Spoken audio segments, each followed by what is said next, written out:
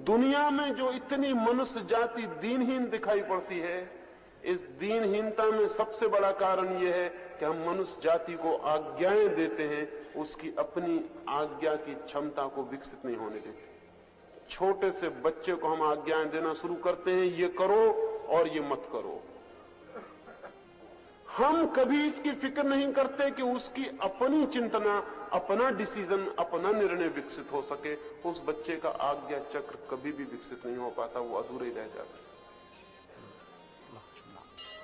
और अगर आज्ञा चक्र विकसित न हो तो आदमी का व्यक्तित्व ही विकसित नहीं हो पाता है। बच्चों को हम समझाते हैं ऐसे बनो, लेकिन हम ये भूल ही जाते हैं वे बच्चे वैसे कभी नहीं बनेंगे। वे बन सकते हैं, लेकिन उनके बन सकने के लिए उनके चक्रों पर ध्यान देना पड़ेगा जिनसे व्यक्तित्व निर्मित होता है। जो माँ बाप जानते हैं, जो शिक्षक जानते हैं, वो बच्चे के मस्तिष्क के आज्ञा चक्र पर पूरा श्रम करेंगे। ये शिक्षा बहुत अधूरी और बहुत बेमानी है, क्योंकि इस शिक्षा में मनुष्य के बुनियादी सूत्रों के संबंध में कोई चिंतन नहीं है, कोई विचार नहीं। अगर हम बच्चों की यूनिवर्सिटी तक आते आते उनके आज्ञा चक्र को, उनके संकल्प को विकसित कर सके, हम सारी दुनिया को बदल देंगे। एक नई दुनिया और एक नया आदमी पैदा हो जाए। एक आदमी जिसमें बल है, एक आदमी जो सोचता है वैसा करता है, वैसा कर सकता है, एक आदमी जिसमें साहस, एक आदमी जिसमें की हिम्मत, जिसमें करेज। लेकिन वो हम में हो नहीं सकता, क्योंकि जिस चक्र से वो सारी चीजें आती हैं वो चक्र ही हमारा सोया रहता है। गुरजीएफ था यूनान में एक अद्भुत आदमी। कुछ वर्षों पहले उसकी मृत्यु हुई। वो एक छोटा सा प्रयोग अपने साधकों को कराता था। उस प्रयोग का नाम था स्टॉप एक्सरसाइज। एक छोटा सा प्रयोग वो अपने साधकों से कहता था, रुक जाओ। हम यहां बैठे हैं, गुरजीएफ अगर अपना प्रयोग कराता तो वो ये कहता था कि जब मैं कहूं स्टॉप, रुक जाओ, तो जो जहां जैसा है वैसा ही रुक जाए। अगर बोलने के लिए मुंह खोला है तो फिर बंद मत करना, मुंह खुला ही रह जाए। अगर चलने के लिए पैर उठाया तो फिर हिलाना मत, पैर वहीं रह जाए, चाहे गिरो चाहे मरो।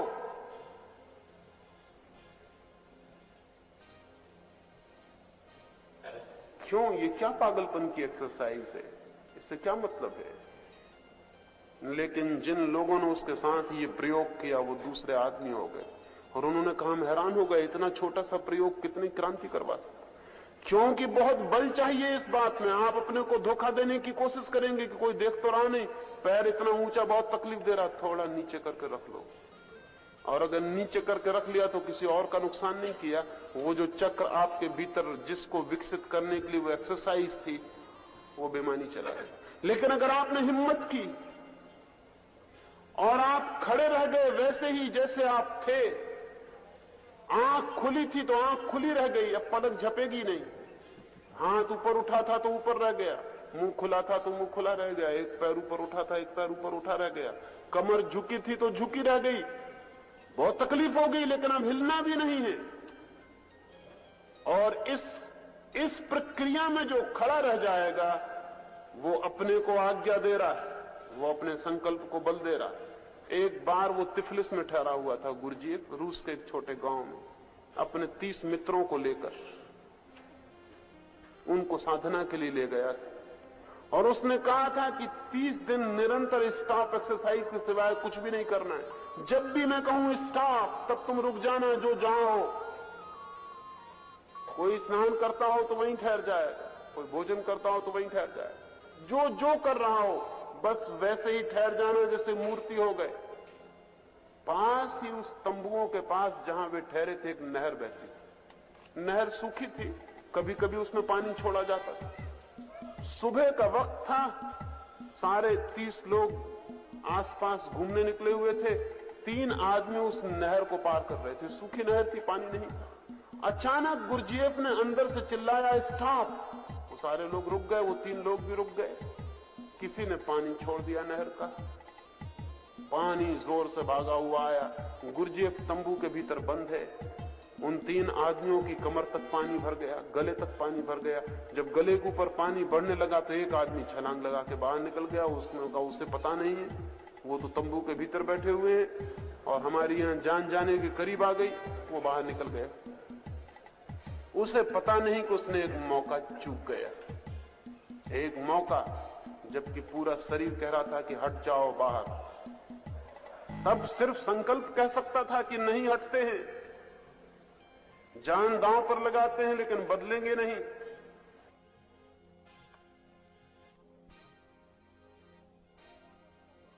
तो वो जो चक्र सोया हुआ है सक्रिय हो जाता है, एक शॉक, एक धक्का, और वो चल पड़ता।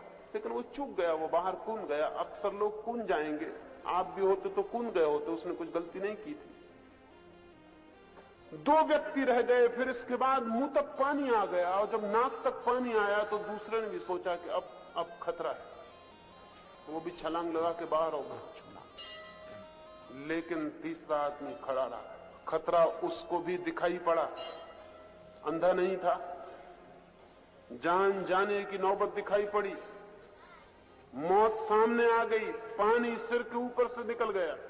लेकिन उसने कहा कि अब जो भी हो जाए, जो तय किया है तो तय किया है। गुरजिए भागा पागल की तरफ तंबू के भीतर से। वो नहर तो जान के छुड़वाई गई थी। खूंदा पानी में उस आदमी को बाहर निकाला।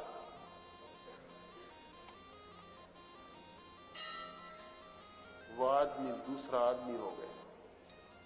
गुरजीएफ ने कहा कि एक मौका मिला था, 2 साथी तेरे चूक गए। इस दबाव में, इतने तेज दबाव में कि मौत सामने आ गई, लेकिन संकल्प नहीं बदला, तो फिर और कब चलेगा वो चक्र?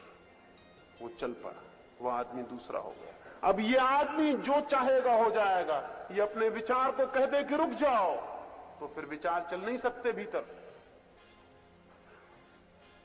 ये आदमी कह दे कि सांस रुक जाओ, तो फिर सांस एक बार आगे नहीं चल सकती। यह आदमी कह दे कि मैं इसी वक्त मरता हूं, तो आप पाएंगे कि वो आदमी मर गया। ये आदमी अब जो चाहेगा अपने लिए हो जाएगा। दक्षिण में एक बहुत बड़े संगीतज्ञ का जन्मदिन मनाया जाता था, कोई 300 वर्ष पहले की बात। बहुत बड़े बड़े मित्र थे उसके, बहुत बड़े बड़े शिष्य थे, बड़े राजा महाराजा थे। उन सब ने मिलकर उसका आयोजन किया था। उसकी 60वीं वर्षगांठ मनाई जाती थी। उसके हजारों शिष्य अपनी अपनी भेंटें लेकर आए थे। एक गरीब फकीर भी उसका शिष्य था, जो सड़कों पर तंबूरा बजा के भीख मांगता था। उसके पास तो कुछ भी नहीं था। आधी रात बीत गई, सारी भेंटें देकर लोग जा चुके, तब वो भिखारी द्वार पर आया और उसने द्वारपालों से कहा, मुझे भीतर जाने दें, अपने गुरु को मैं भी कुछ भेंट देना चाहता हूं। लेकिन उसके हाथ खाली थे, कपड़े फटे थे। द्वारपाल ने कहा, तुम्हारे पास कुछ दिखाई नहीं पड़ता? उसने कहा, मैं तो हूं। द्वारपाल ने कहा, कोई पागल है, जाने दो, चले जाओ, ठीक है। वो भीतर गया। सारे लोग विदा होने के करीब हैं। सारा भवन भेंट की चीजों से सजा है, करोड़ों रुपए की भेंट आई है। तब उस भिखारी ने जाके गुरु के चरणों में सिर रखा और उसने कहा कि मैं भी एक भेंट लाया हूं, क्या आप स्वीकार करेंगे? गुरु ने भी देखा, उसके हाथ खाली हैं और कुछ भी नहीं। उसने कहा, लेकिन भेंट कोई दिखाई नहीं पड़ती। उसने कहा, मैं जो हूं। वो हाथ जोड़ के खड़ा हुआ। उसने कहा कि परमात्मा, मेरे पास तो देने को कुछ नहीं, मेरी उम्र मेरे गुरु को मिल जाए। उसने ये कहा और उसकी सांस खत्म हो गई। वो वहीं मरा हुआ गिर पड़ा। ये आदमी में क्या रहा होगा? किसने कहा कि मेरी उम्र? कितनी बार आपने नहीं कहा है लोगों से कि मेरी उम्र आपको मिल जाए? वो नहीं मिलेगी। आप भी जानते हैं, दूसरा भी जानता है। लेकिन आज्ञा चक्र उपलब्ध हो जाए तो कभी भूल के ऐसी बात मत कहना किसी से। लोग कहते हैं कि संत पुरुष किसी के संबंध में कोई बुरी बात नहीं कहते। उसका कोई कारण ये नहीं है कि संत पुरुष बुरी बात नहीं कह सकते। बुरी बात कह सकते हैं, लेकिन कहना खतरनाक साबित हो सकता है। उतने संकल्प से निकली बात सार्थक हो सकती है। उतने संकल्प से दिया गया विचार बहुत सजीव हो जाता है। उसमें एक ऊर्जा और एक शक्ति मिल जाती है। हम कहते हैं लोगों से कि मन शांत नहीं होता, बहुत बैठते हैं, बहुत ये करते हैं, मन तो अशांत रहता है, चंचल रहता है। रहेगा, क्योंकि आपको पता ही नहीं कि इसको कहा जा सकता है रुक जाओ, और इसे रुकना पड़े, लेकिन रुक जाओ में कोई बल तो चाहिए। जीसस के बाबत मैंने सुना है, जीसस और उनके दो मित्र एक झील पर एक नाव में सवार, जोर का तूफान आ गया और जीसस सो रहे हैं एक कोने में। उनके मित्रों ने आके हिलाते हैं कि नाव डूबने के करीब है, खतरा है, उठिए, और आप सो रहे हैं। जीसस कहते हैं कि मैं तो अभी थोड़ा सो लूं, रात भर का थका हूं, खतरा है तो तुम जूझो। लेकिन नाव डूबने के करीब होने लगी, अब डूबी। वो मित्र फिर आए, उन्होंने बड़ा क्रोध भी आया कि हम मर रहे हैं, डूब रहे हैं, और यह आदमी सो रहा है। जाके जीसस को उठाया। जीसस ने कहा जाओ और झील को कह दो कि शांत हो जाओ। उन्होंने कहा पागल हो गए हो, झील किसी की मानती। जीसस ने कहा अगर तुम्हारे भीतर की झील तुम्हारी मानती हो तो बाहर की झील भी मान सकती है, लेकिन अपने भीतर की झील पर ही कोई भरोसा नहीं, कोई विश्वास नहीं, तो बाहर की झील से क्या कहेंगे। कहानी बड़ी मधुर है। जीसस झील के पास गए और कहा कि चुप हो जा, शांत हो जा। और कहानी कहती झील शांत हो गई, वो तूफान खो गया। बाहर की झील हुई हो या न हुई हो ये सवाल नहीं है, लेकिन भीतर के झील के बाबत मैं भी आपको यह आश्वासन दिलाता हूं कि अगर एक बार कहने का बल आ जाए और भीतर कोई मुड़ के कह दे कि बस, तो भीतर सन्नाटा छा जाता है जिससे कोई तूफान नहीं, कभी था ही नहीं। लेकिन हम रोते धोते चिल्लाते हैं, बहुत सामायिक करते हैं, प्रार्थना करते हैं, नमोकार पढ़ते हैं, न मालूम क्या क्या करते हैं, कुछ होता नहीं, होगा भी नहीं। क्योंकि हो सकता है एक चक्र के सक्रिय होने से, विल संकल्प के सक्रिय होने से, वो तो नहीं है, वो नहीं है। फिर हम कहते हैं वो सब थोथा पड़ जाता है, वो कहीं जाता ही नहीं। जो भी हम चाहते हैं वो सिवाय इस चक्र के और कहीं से भीतर प्रवेश नहीं कर सकता है। इसलिए ध्यान में उस चक्र पर जोर से नजर रखनी। और ये बड़े रहस्य की बात है कि जितनी गहरी उस पर नजर हो उतनी ही शीघ्रता से वो सक्रिय हो जाता है। चक्रों को सक्रिय करने का उपाय उन पर अटेंशन, उन पर ध्यान देना है। जिस चक्र पर ध्यान जाएगा वही चक्र सक्रिय हो जाएगा। इसका आपको शायद पता भी नहीं होगा कि अगर आप अपनी नाड़ी पर हाथ रख के गिनती करें तो जितनी गिनती निकलेगी, फिर दोबारा नाड़ी पर पूरा ध्यान देके गिनती करें और आप पाएंगे कि नाड़ी की गति बढ़ गई। सिर्फ ध्यान देने से गति बढ़ जाएगी। ध्यान नाड़ी पर दिया और गति बढ़ी। आप श्वास पर बैठ के 5 मिनट ध्यान दें और आप पाएंगे कि श्वास गहरी हो गई। चक्रों के मामले में तो और भी अद्भुत बात है, जिस चक्र पर ध्यान देंगे वही सक्रिय हो जाएगा। ध्यान चक्र का भोजन, फ्यूल। पेट्रोल डाल दिया गाड़ी में और गाड़ी चल पड़ी। अकेले नाम से नहीं चलेगी गाड़ी, हालांकि मैंने ऐसी अफवाह सुनी है। एक बार ऐसा हुआ कि फोर्ड की एक दुकान में एक आदमी कार खरीदने गए। उसने जो गाड़ी पसंद की उसको दिखाने के लिए मैनेजर वो कार निकाल के बाहर गया। 5-7 मील जाके वो गाड़ी एकदम झटका खा के बंद हो गई। उस देखने वाले ग्राहक ने कहा कि बड़ी हैरानी की बात है, नई गाड़ी और एकदम बंद हो गई 7 ही मील चल के, ये नहीं चलेगा। मैनेजर ने अपने ड्राइवर को कहा कि जरा गौर से देख, पेट्रोल डाला भी था कि बिना डाले ले आया। उस ड्राइवर ने कहा पेट्रोल तो डालना भूल ही गए, नई गाड़ी है, पेट्रोल तो बिल्कुल है ही नहीं, कभी डाल ही नहीं गया। वो ग्राहक हैरान हुआ, उसने कहा फिर 7 मील कैसे आई? उस मैनेजर ने कहा इतना तो फोर्ड के नाम से चल जाती, लेकिन गाड़ी वाड़ी चल जाती होगी, नाम वाम लेने से चक्र नहीं चलने वाला। वहां कुछ करना पड़ेगा, उसको फ्यूल देने की जरूरत है, और फ्यूल एक ही है। चेतना के जगत में, कॉन्शसनेस के जगत में ध्यान एकमात्र भोजन है, एकमात्र शक्ति। इसलिए मैंने कहा कि वो मैं कौन हूं का तीव्र स्मरण करते समय ध्यान होना चाहिए आज्ञा चक्र पर, और आप अनुभव करेंगे। और 15 मिनट आज हम प्रयोग करेंगे, उसके पहले आप अपने सिर पर हाथ रख के थोड़ा देख लेना, और 15 मिनट के बाद हाथ रख के देखना, आप पाएंगे कि उतनी जगह, थोड़ी सी जगह गर्म हो गई है, बाकी हिस्सा गर्म नहीं है। वो जब भीतर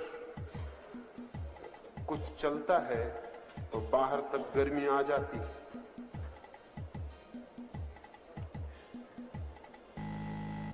सच तो यह है कि जिनको चक्रों का अनुभव है वो आपके शरीर पर हाथ रख के जांच कर ले सकते हैं कि कौन सा चक्र सक्रिय है। रामकृष्ण की तो बड़ी आदत थी। विवेकानंद पहली दफा गए तो रामकृष्ण बगल के कमरे में ले गए, द्वार बंद कर दिया और कहा कमीज खोल। विवेकानंद थोड़ा घबराए कि क्या मामला है, कमीज किस लिए खोले। वो तो अच्छा हुआ कि लड़के थे, लड़के होते तो बहुत झंझट हो जाती। रामकृष्ण का पहले कमीज खोल। विवेकानंद ने कमीज खोली, रामकृष्ण ने छाती पर हाथ रखा और कहा ठीक है, हो जाए। अब विवेकानंद बाद में उनसे बहुत पूछने लगे कि क्या हो जाएगा, क्या देखा आपने। रामकृष्ण ने कहा पहले देख बोलूं तो कौन सा चक्र तेरा सक्रिय, नहीं तो मैं किसी दूसरी चीज पे मेहनत करता रहूं और सब गड़बड़ हो जाए। इस बात की पूरी संभावना है। संभावना क्या, सरल ही बात है, क्योंकि उन चक्रों के जैसे ही वे सक्रिय होते हैं, शरीर पर अलग बिंदु, अलग अर्थ, अलग ऊष्मा, अलग गर्मी लेना शुरू कर देते हैं। आपने बुद्ध की, महावीर की मूर्तियों पर सिर के ऊपर बड़े बड़े बाल के गुच्छे देखे होंगे। वो बाल के गुच्छे नहीं है, वो अंतिम चक्र का प्रतीक है। सिर्फ कि वो चक्र सक्रिय हो गया, वो चक्र सक्रिय हो गया, उसका प्रतीक है वो सिर्फ। बाल वो नहीं है। बुद्ध और महावीर की दाढ़ी मूछी आपने नहीं देखी होंगी कि दाढ़ी मूछ दिखाई पड़ती हो, वो नहीं है। वो सिर पे भी बाल नहीं है, वो सिर्फ प्रतीक है। और अगर गिनती करेंगे तो आपको पता चलेगा कि वो गिनती 1000 है। वो जितने खांचे बने हुए सिर के ऊपर, वो 1000 जो अंतिम चक्र है, उसके 1000 आरों और पखड़ियों के प्रतीक हैं और कुछ भी नहीं। वो अंतिम चक्र है सिर के ऊपर के हिस्से में। और जिस आदमी के सिर पर वो चक्र सक्रिय हो जाए, उसके सिर पर हाथ रख के आप कह सकते हैं वो चक्र सक्रिय हो गया, क्योंकि उतना हिस्सा थोड़ा सा ऊपर उठ जाएगा, सारी खोपड़ी से अलग हो जाएगा, थोड़ा सा हिस्सा ऊपर उठ जाएगा। वो अंतिम चक्र ब्रह्म चक्र है। आज्ञा चक्र के बाद वो है, और आज्ञा चक्र से ही उसमें प्रवेश मिलता है। वो चक्र सक्रिय हो जाए तो व्यक्ति इस शरीर से दूसरे शरीर को बिल्कुल पृथक करने में समर्थ हो जाता है। तब उसे ज्ञात होता है कि मैं ये शरीर नहीं, मैं कुछ और हूं। ये 7 चक्र हैं। इनकी मैंने बात क्यों की? इनकी मैंने इसलिए बात की ताकि आपको ख्याल में आ सके कि आपका केंद्रीय चक्र कौन सा है। एक आपको समझ बूझ पूर्वक ध्यान कर लेना चाहिए, और जो आपका केंद्रीय चक्र हो उससे ऊपर के चक्रों में बढ़ने की कोशिश शुरू करनी चाहिए। और आज्ञा चक्र पर सर्वाधिक जोर देने की जरूरत है, क्योंकि उसके बिना आध्यात्मिक साधना में कोई गति नहीं हो सकती है। ये ध्यान रहे कि नाभि के नीचे के चक्र सिर्फ नाभि के नीचे ही नहीं है, नीचे के चक्र भी हैं, नीचे चक्र भी। नाभि के ऊपर के चक्र सिर्फ ऊपर ही नहीं है शरीर में, व्यक्तित्व के ऊपर के विकास के भी चक्र। जो चक्र जितने ऊपर है वो उतने ही ऊपरी विकास का सबूत है।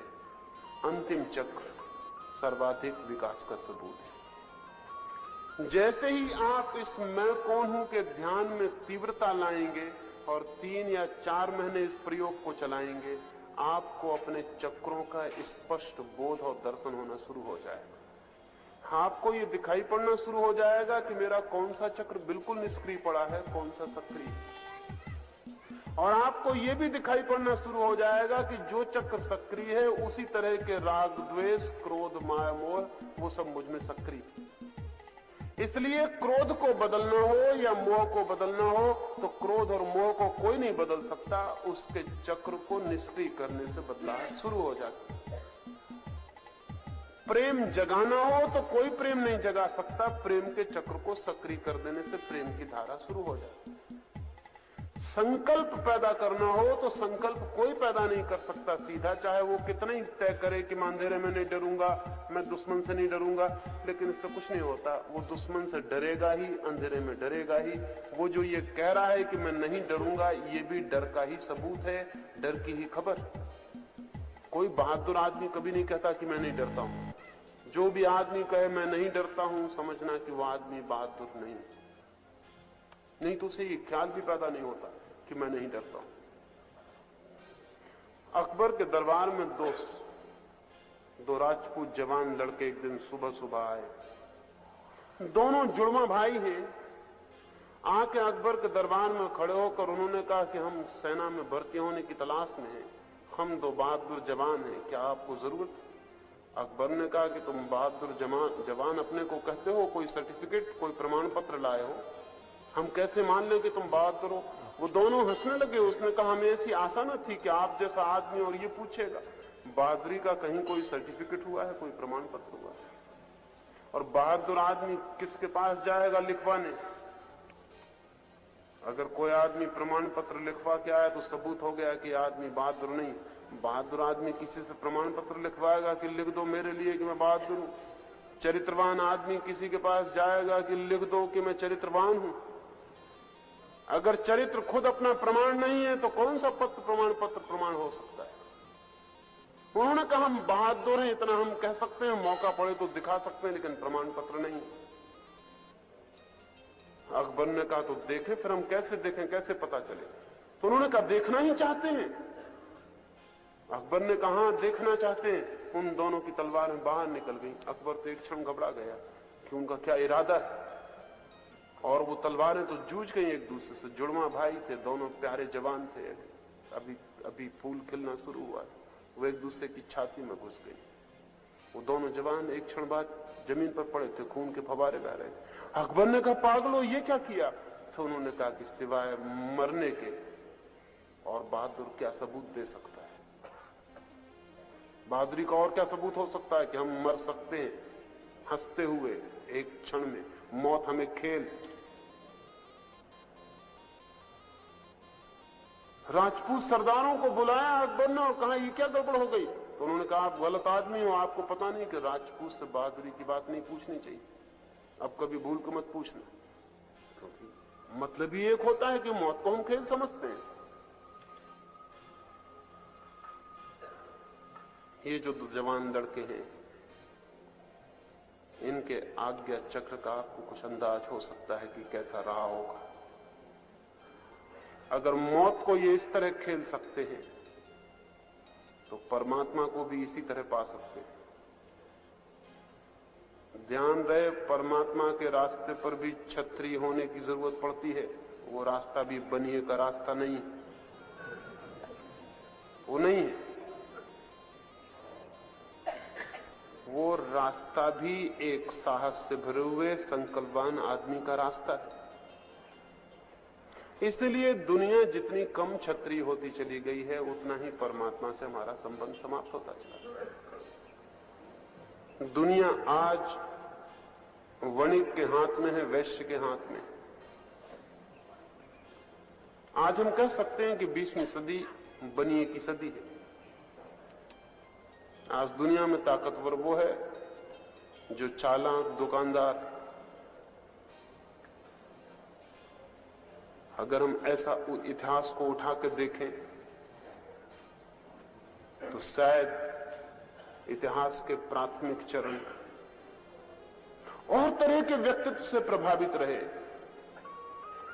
अब और तरह का व्यक्तित्व प्रभावी है, कल शायद और तरह का व्यक्तित्व प्रभावी होगा। एक बात तय है लेकिन कि जिस समाज में जितना साहस कम होगा उतना संकल्प कम होगा, जितना संकल्प कम होगा उतना धर्म कम हो जाएगा।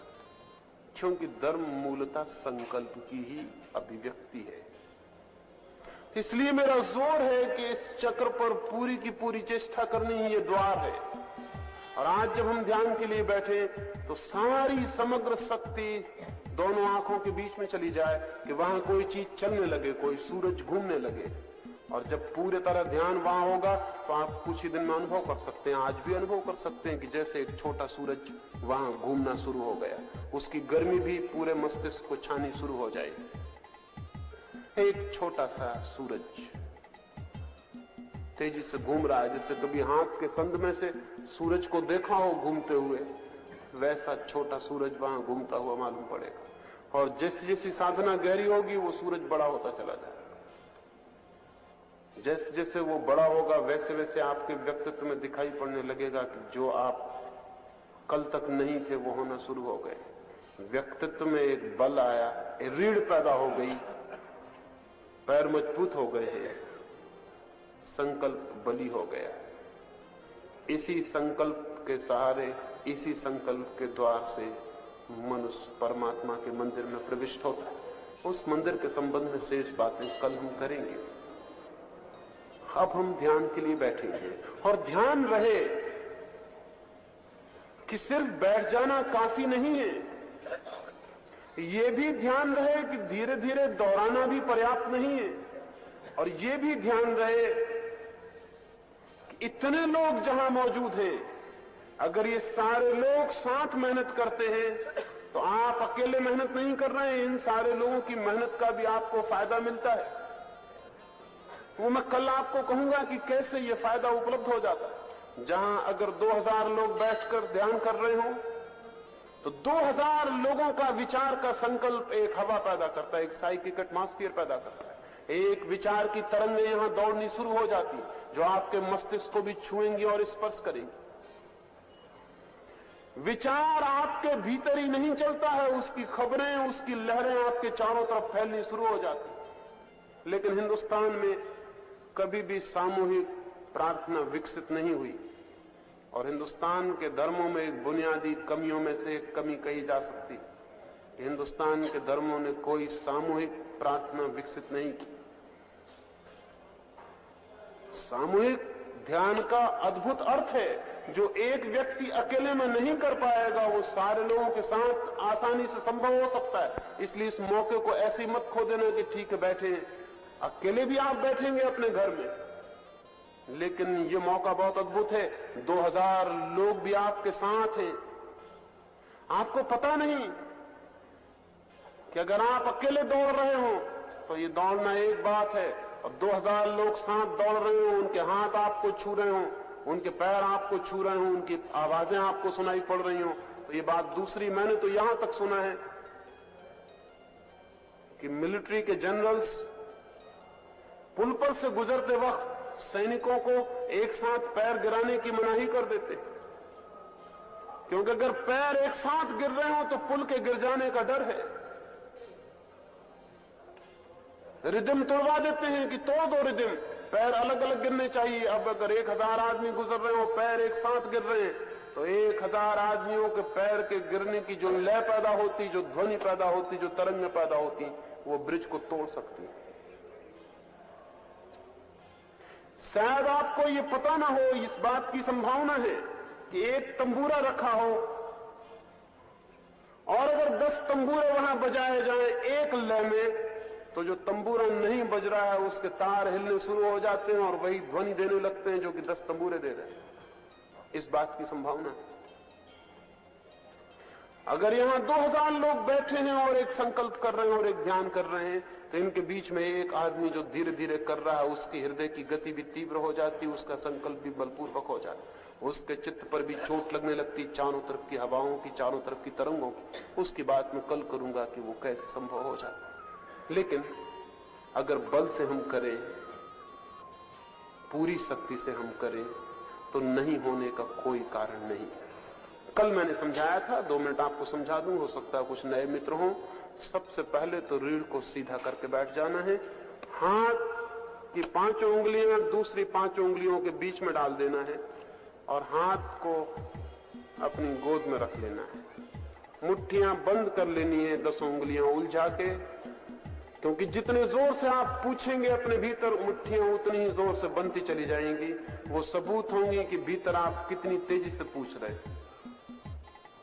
रीढ़ को सीधा कर लेना है, फिर आंख बंद कर लेना, और आंख बंद कर लेने के बाद ओंठ बंद कर लेने हैं। जबान ऊपर तालू से सट जाएगी, ओंठ बिल्कुल बंद हो जाएंगे, और फिर पूरी शक्ति से भीतर अपने से पूछना है, मैं कौन हूं, मैं कौन हूं। और तेजी से पूछना है कि दो मैं कौन हूं के बीच में जगह न रह जाए, और इतनी तेजी से पूछना है कि भीतर कोई शक्ति कायम बाकी न रह जाए।